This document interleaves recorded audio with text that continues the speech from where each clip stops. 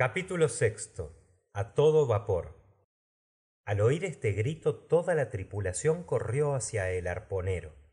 Jefe, oficiales, maestros, marineros, grumetes, hasta los ingenieros que abandonaron su máquina, hasta los fogoneros que dejaron sus hornillas. Se había dado la orden de parar y la fragata ya no corría más que con su velocidad adquirida. Era profunda la oscuridad, y por buena que fuese la vista del canadiense, no comprendía yo cómo había podido divisar nada. Mi corazón latía con violencia, pero Ned Land no se había equivocado, y todos percibimos el objeto que él indicaba con la mano. A 2 cables del Abraham Lincoln y de su aleta de estribor, el mar parecía estar alumbrado por debajo. No era un simple fenómeno de fosforescencia, ni podía haber equivocación. El monstruo, sumergido a algunos metros de la superficie de las aguas, proyectaba aquel resplandor muy intenso, pero inexplicable, que ya los informes de algunos capitanes habían mencionado.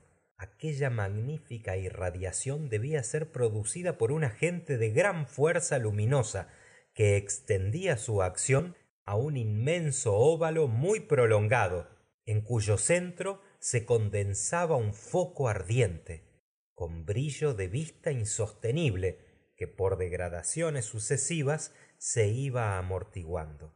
No es más que una aglomeración de moléculas fosforescentes, exclamó uno de los oficiales. No, señor, repliqué convencido. Nunca producen tan intensa luz los folados, ni los alpos o truchuelas. Ese resplandor es de naturaleza esencialmente eléctrica. Por otro lado, mirad, muda de sitio, se mueve adelante, atrás, se lanza sobre nosotros. Se prorrumpió en un grito general en la fragata. ¡Silencio!, dijo el comandante Farragut. ¡Caña a barlovento toda! ¡Máquina atrás! Los marineros corrieron a la caña del timón, los ingenieros a su máquina. El vapor quedó inmediatamente invertido y el Abraham Lincoln, virando por babor, describió un semicírculo. ¡Timón recto! ¡Máquina para avante!, gritó el comandante Farragut. Ejecutadas estas órdenes, la fragata se alejó rápidamente del foco luminoso. Me equivoco. Quiso alejarse, pero el ser sobrenatural se acercó con una velocidad doble. Estábamos angustiosos, manteniéndonos mudos y parados, el pasmo más bien que el temor. El animal se recreaba en atajarnos. Dio la vuelta a la fragata, que entonces corría 14 nudos, y la envolvió en sus ráfagas eléctricas como entre un polvo luminoso. Después se alejó 2 o 3 millas, dejando un rastro fosforescente semejante a los torbellinos de vapor que despide para atrás la locomotora de un exprés. Súbitamente, desde los oscuros límites del horizonte, donde fue a buscar arranque, el monstruo se lanzó sobre el Abraham Lincoln con asombrosa rapidez. Se detuvo bruscamente a 20 pasos de sus cintas. Se extinguió, y no sumergiéndose en las aguas, puesto que su brillo no sufrió degradación alguna, sino de repente, y como si el manantial de tan brillante efluvio se hubiese agotado de pronto. Después apareció de nuevo al otro lado del buque, ya fuese dando vuelta o ya pasando por debajo de la quilla. A cada momento podía ocurrir una colisión que hubiera sido fatal para nosotros. Entretanto, las maniobras de la fragata me tenían atónito. Huía y no atacaba. Era perseguida en vez de perseguir, y así lo advertía el comandante Farragut. Su semblante, que en circunstancias ordinarias estaba impasible, revelaba entonces un indefinible asombro. Señor Aronnax, me respondió, Yo no sé cuál es ese ser formidable con quien he de luchar, y no quiero exponer imprudentemente mi fragata en medio de esta oscuridad. Por otro lado, ¿cómo atacar lo desconocido? ¿Cómo defenderse de él? Aguardemos el día y los papeles se trocarán. Ya no tenéis duda alguna sobre la naturaleza del animal. No, señor, es evidentemente un narval gigantesco, pero también un narval eléctrico. Tal vez no podamos acercarnos a él, como sucede con los gimnotos y las tremielgas. En efecto, y si posee dentro de sí una potencia fulminante, es con toda seguridad el animal más terrible que ha formado el Creador. Por eso estaré en guardia. Toda la tripulación estuvo en pie durante la noche. Nadie pensó en dormir. No pudiendo el Abraham Lincoln competir en velocidad, había moderado su marcha y andaba a poco vapor. Por su parte, el narval, imitando la fragata, se dejaba mecer a merced de las olas y parecía decidido a no abandonar el teatro de la lucha. Hacia medianoche, sin embargo, desapareció, o para emplear una expresión más exacta, se extinguió, como si fuera una gran luciérnaga. Había escapado. Era de temer y no de esperar que así sucediese. Pero a la 1:07 de la mañana se oyó un silbido capaz de ensordecer, semejante al que produce una columna de agua despedida con extrema violencia. El comandante Farragut, Ned Land y yo estábamos sobre la toldilla, dirigiendo ávidas miradas al través de las profundas tinieblas. Ned Land, dijo el comandante, ¿habéis oído alguna vez rugir a las ballenas? Con frecuencia, pero nunca ballenas de ese género, cuyo hallazgo me haya producido 2000 pesos. En efecto, tenéis derecho a la prima, pero decidme, ese sonido ¿no es semejante al que producen los cetáceos cuando despiden el agua por sus espiráculos? Idéntico, señor, pero este es incomparablemente más fuerte. No hay, pues, motivo de error. Es efectivamente un cetáceo el que está en nuestras aguas. Con vuestro permiso, le diremos 2 palabras mañana al amanecer. Si está de humor para atenderos, señor Land, respondí yo con tono poco convencido. ¿Que me pueda yo arrimar a 4 largos de arpón? Dijo el canadiense. Y preciso será que me escuche. Pero para ir a su encuentro, repuso el comandante, deberíamos tener una ballenera a vuestra disposición. Indudablemente. Esto será jugar la vida de mis hombres. Y la mía, respondió simplemente el arponero. Hacia las 2 de la mañana el foco luminoso reapareció, no menos intenso, a 5 millas a barlovento del Abraham Lincoln. A pesar de la distancia, a pesar del ruido del viento y del mar, se oían claramente los formidables aletazos que con su cola daba sobre las aguas y hasta su jadeante respiración. Parecía que, al subir el enorme narval a respirar en la superficie del océano, el aire se precipitaba en sus pulmones como el vapor en los vastos cilindros de una máquina de 2000 caballos. Pensé yo, una ballena que tuviese la fuerza de un regimiento de caballería tendría que ver. Todos estuvieron alerta hasta el alba y se prepararon al combate. A lo largo de los empalletados se dispusieron los ingenios de pesca. El segundo hizo cargar los esmeriles que despiden un arpón a 1 milla y las piezas que arrojan balas explosibles, cuya herida es mortal hasta para los animales más poderosos. Ned Land se había contentado con aguzar su arpón, arma terrible en su mano. A las 6, el alba había comenzado a apuntar.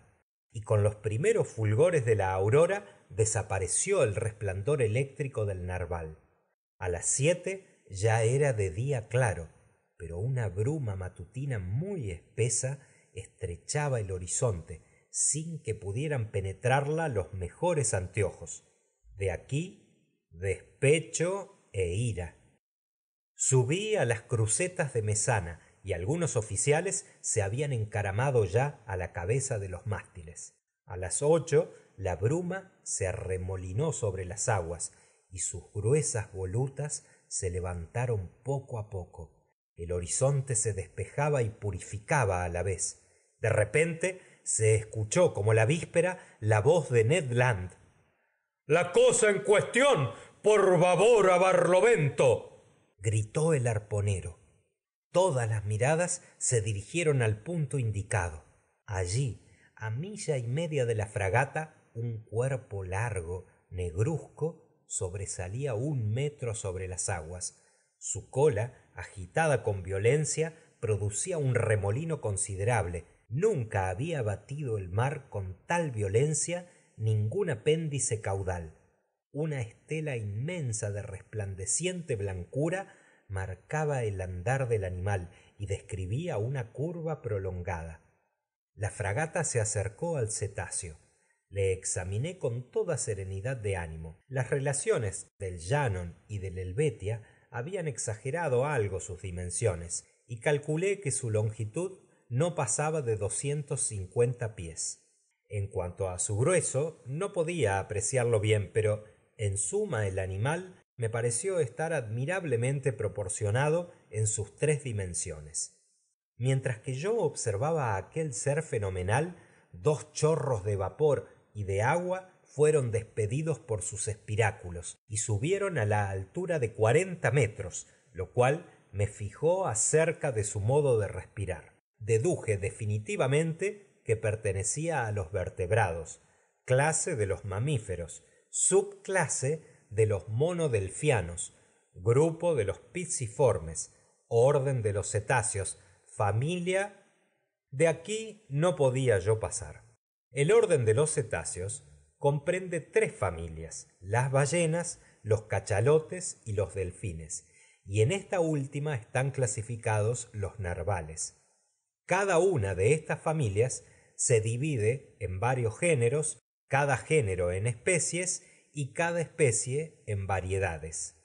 Variedad, especie, género y familia me faltaban aún, pero no dudaba yo completar mi clasificación con la ayuda del cielo y del comandante Farragut.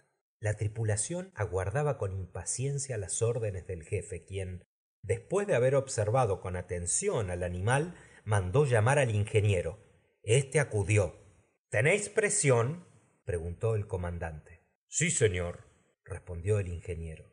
Bien, forzad los fuegos y a todo vapor.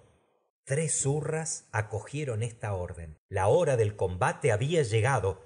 Algunos momentos después, las 2 chimeneas de la fragata derramaban torrentes de humo y el puente se estremecía con la vibración de las calderas. El Abraham Lincoln, impelido por su poderosa hélice, se dirigió recto sobre el animal. Este lo dejó acercar con indiferencia a medio cable y después, desdeñando sumergirse, tomó un corto andar de huida y se contentó con mantenerse a distancia.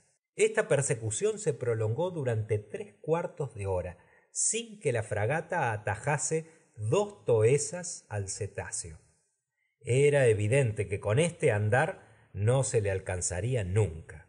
El comandante Farragut se retorcía con furia la espesa perilla que campeaba en su barba. «¡Ned Land!», exclamó. El canadiense acudió. «¿Me aconsejáis todavía que ponga mis botes a la mar?». «No, señor», respondió Ned Land, «porque ese animal no se dejará coger sino queriendo». «¿Qué haremos entonces?». «Forzar el vapor, si podéis. En cuanto a mí, con vuestro permiso, ¿se entiende?, voy a instalarme en los barbiquejos del Bauprés, y si llegamos a alcance de arpón, arponearé». «Andad, Ned», respondió el comandante Farragut. Ingeniero, gritó, aumentad la presión. Ned Land se fué a su puesto.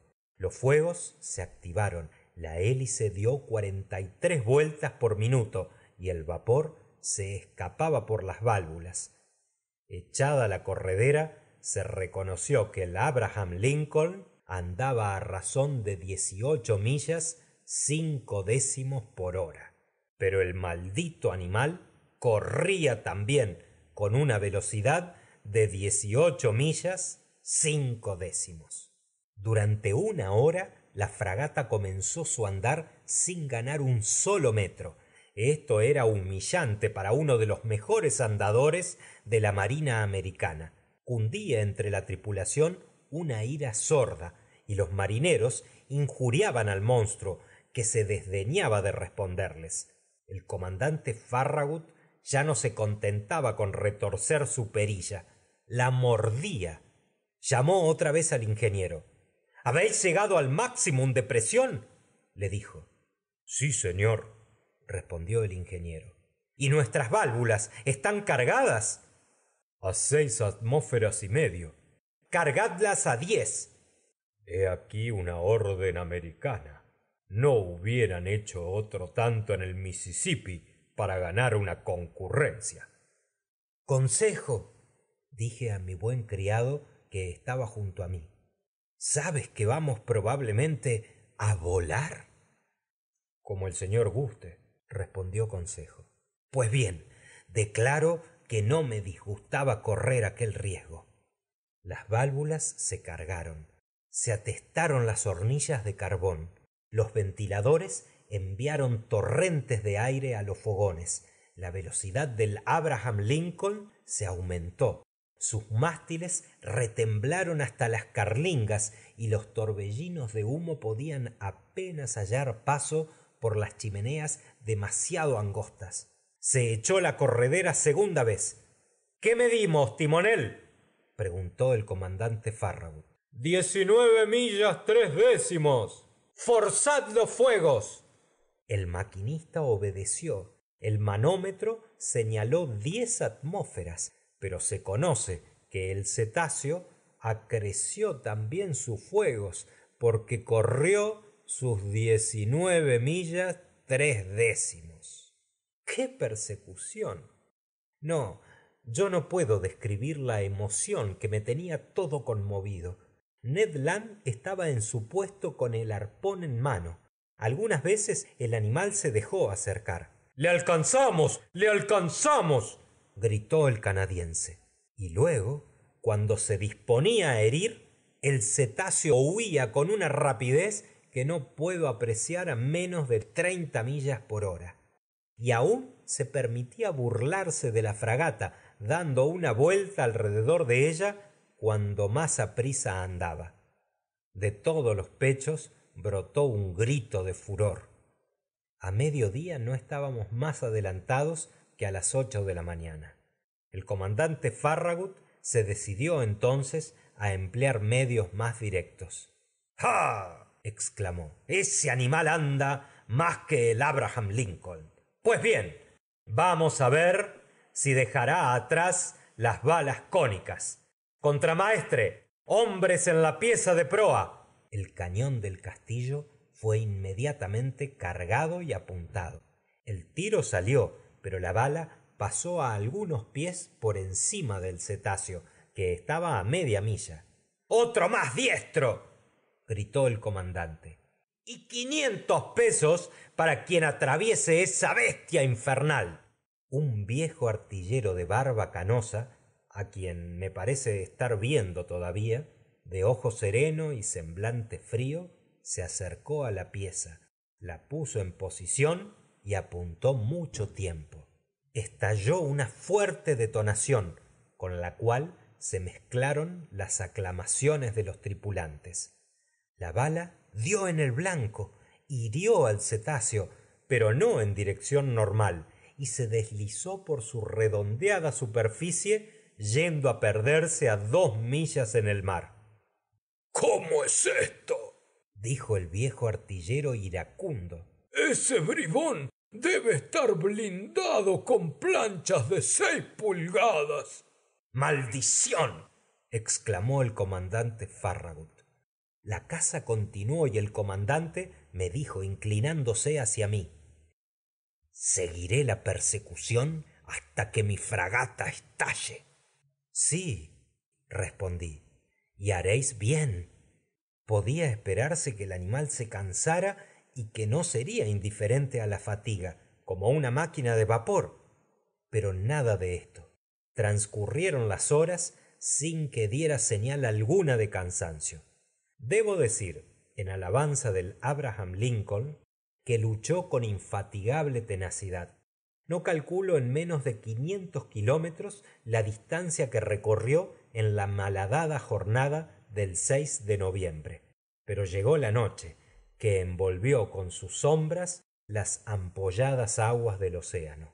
Creí entonces que nuestra expedición había concluido y que ya no volveríamos a ver al fantástico animal. Me equivocaba.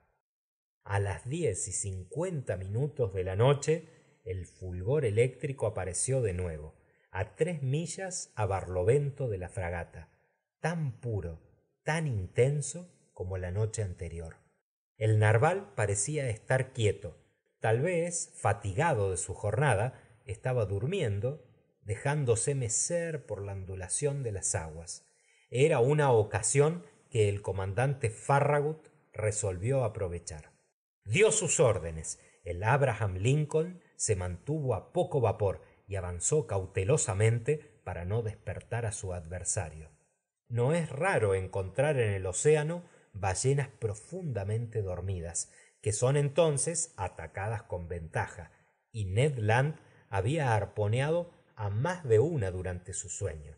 El canadiense se colocó de nuevo en los barbiquejos de Beauprés. La fragata se acercó sin ruido, paró la máquina a 2 cables del animal y se deslizó sobre su simple andar.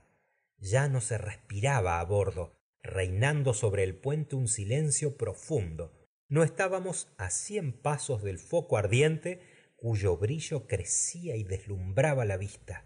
En aquel momento, inclinado sobre la batayola del castillo, veía debajo de mí a Ned Land, agarrado con una mano en el moco del bauprés y blandiendo en la otra su terrible arpón.